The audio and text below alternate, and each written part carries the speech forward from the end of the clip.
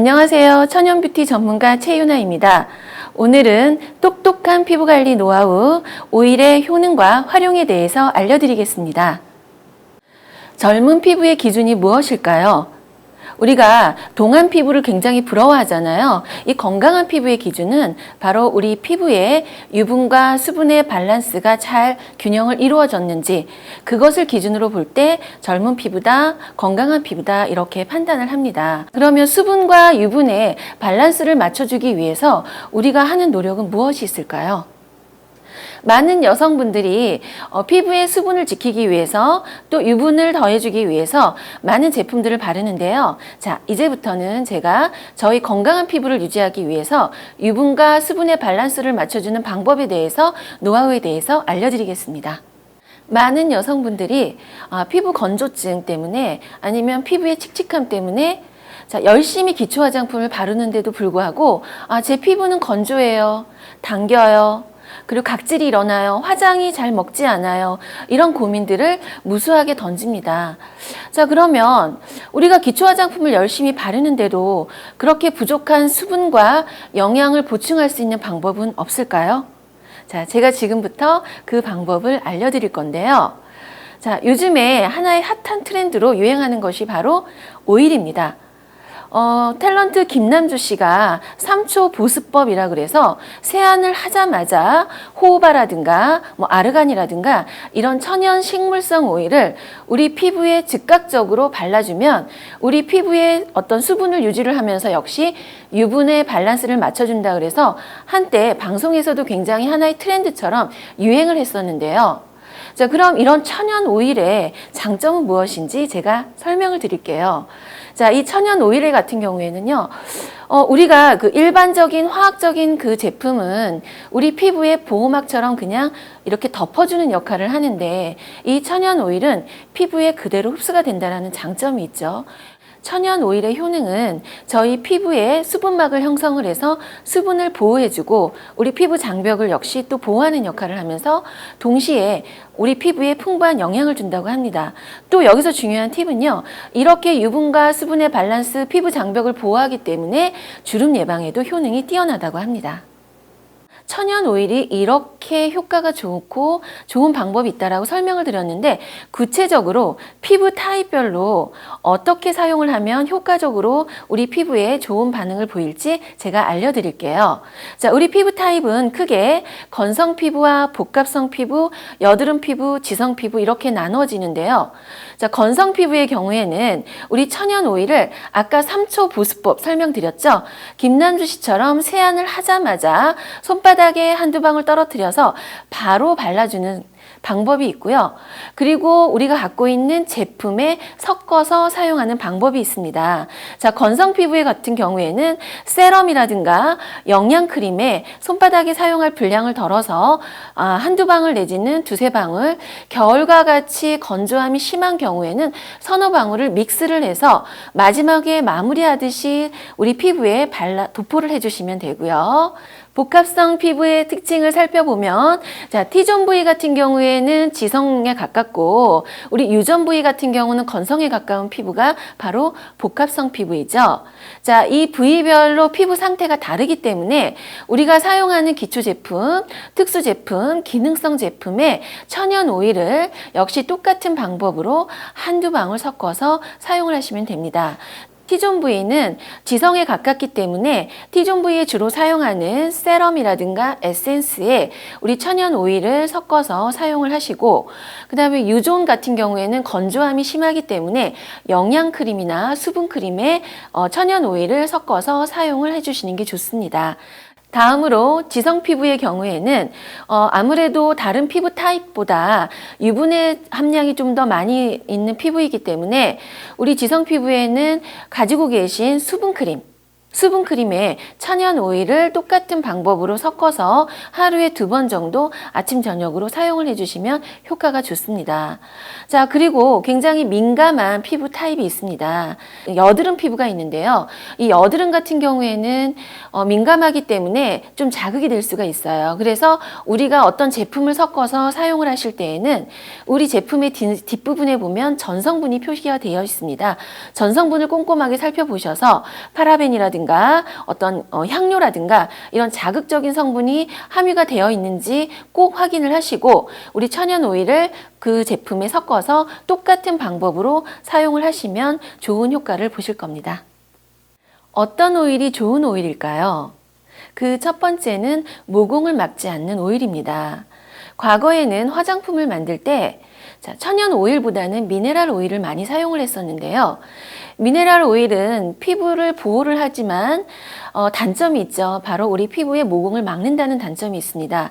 그래서 화장을 오히려 많이 한 분들이 피부가 나빠지는 경우가 있었죠. 바로 이렇게 모공을 막지 않는 오일이 좋은 오일이 되겠고요.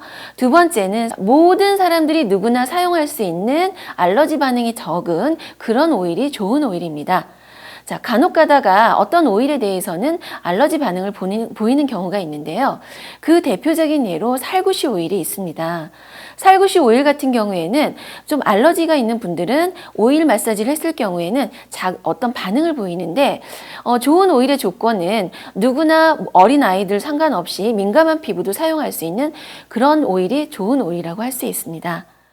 좋은 오일이 어떤 오일인지 제가 설명을 드렸는데요. 앞전에 제가 한 가지 말씀을 안 드린 게 있어요. 좋은 오일의 또 다른 조건은 흡수가 잘 돼야 된다는 겁니다. 자, 흡수가 잘 되려면 오일을 추출하는 방법에 따라서 우리 피부에 좀 더 흡수가 잘 되는 경우가 있는데요. 물론 감각적으로 우리가 오일을 사용을 했을 때 이 오일은 흡수가 잘 된다, 안 된다 이렇게 표현을 하지만 오일의 추출의 방법에 따라서 우리의 피부의 흡수력을 높이는 방법이 있습니다.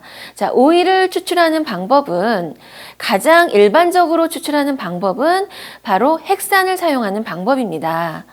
자, 얼마 전에 방송에서도 한번 나왔었죠.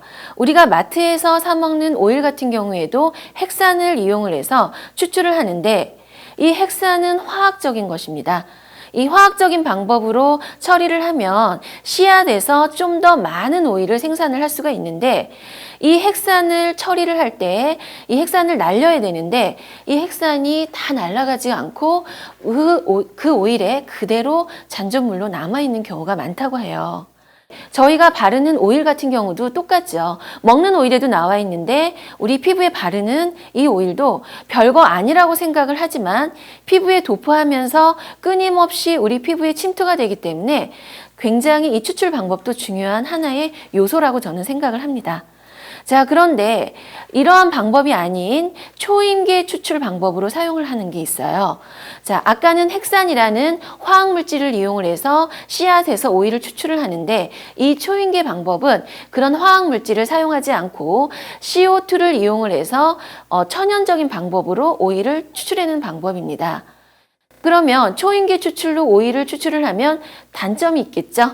바로 적은 양의 오일이 추출이 된다는 거예요.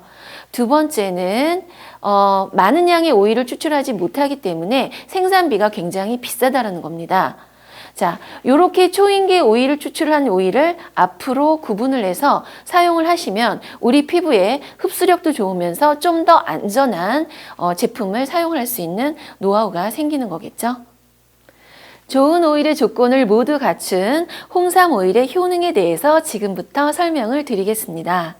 자, 홍삼 오일 같은 경우에는 불포화 지방산의 일종인 리놀렌산이 약 50% 정도 함유되어 있기 때문에 이 오일을 가지고 저희가 마사지를 하거나 피부 타입별로 제품에 섞어서 활용을 했을 때 우리 모공을 막지 않으면서 피부에 그대로 영양을 침투를 시키기 때문에 주름 예방에 효과가 좋다고 알려져 있습니다.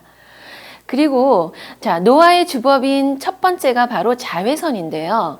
자외선에 피부가 자주 노출이 되면 주름을 유발하는 효소가 활성화된다고 합니다. 그런데 이 주름을 유발하는 효소를 억제시켜주는 게 바로 홍삼 오일이라고 해요. 이 홍삼 오일을 가지고 저희가 꾸준히 마사지를 해주면 오히려 주름을 유발하는 효소를 억제시키기 때문에 반대로 우리 피부 속에 콜라겐이 증대하는 효과를 얻는다고 해요. 그래서 이 홍삼 오일은 콜라겐을 오히려 증대시켜주기 때문에 노화 방지, 안티에이징 효과가 굉장히 뛰어난 오일입니다. 또한 피부 보호 장벽 성분 중에 하나인 피토콜레스테롤 성분이 있는데요. 이 피토콜레스테롤 성분이 일반 오일에 비해서 함유량이 굉장히 많이 들어있기 때문에 우리 피부의 보습을 유지하는 데 굉장히 효과가 뛰어나다고 합니다. 자, 이 홍삼 오일은 이러한 성분 때문에 아토피와 같이 민감한 피부에 사용을 해도 좋은 효과를 본다고 합니다. 오일을 낮에 바르면 우리 피부가 타는 게 아닌가요? 라고 제가 질문을 많이 받았습니다. 자, 이것은 태닝 오일이 아니죠. 일부러 피부를 태우기 위해서 바르는 오일이 아니고 이 홍삼 오일 같은 경우에는 모공을 막지 않고 피부 친화력이 우수한 오일이기 때문에 오히려 피부에 흡수가 잘 돼서 피부를 태우지 않고 우리 피부를 보호하는 역할을 하기 때문에 그런 걱정은 전혀 하지 않으셔도 됩니다.